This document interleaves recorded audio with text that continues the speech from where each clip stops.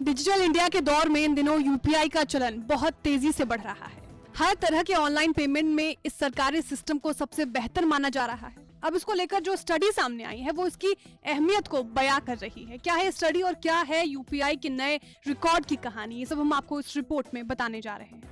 UPI यानी कि unified payments interface, इसके लेकर जो स्टडी सामने आई है उसके मुताबिक 70% छोटे एमएसएमई यानी सूक्ष्म, लघु और मध्यम उद्यमों से जुड़े कारोबारियों का मानना है कि अब उनका 50% पेमेंट यूपीआई के जरिए ही होता है।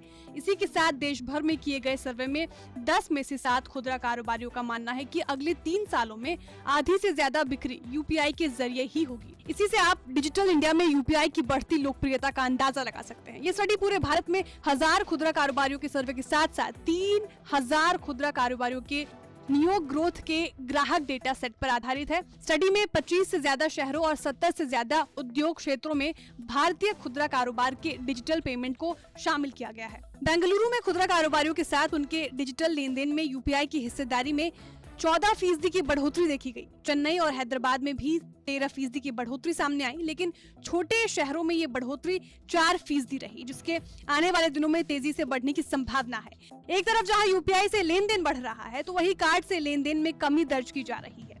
रिपोर्ट ये भी बताती है कि सर्वे में शामिल 50% से ज्यादा खुदरा कारोबारियों ने कहा कि डिजिटल भुगतान मोड अपनाने से उन्होंने अपनी बिक्री में बढ़ोतरी देखी है और ग्राहक के लिए बेहतर खरीदारी अनुभव देखा गया है।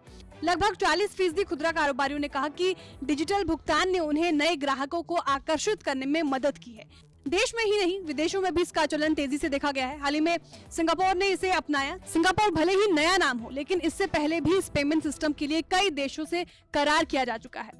रुपए के जरिए पहले से ही कई देशों में भारत की डिजिटल भुगतान सेवा काम कर रही है। इनमें Bhutan, Nepal, Malaysia, Oman, UAE जैसे देश शामिल हैं। नेपाल में यूपीआई प्लेटफॉर्म लागू करने वाला भारत के बाहर पहला देश है।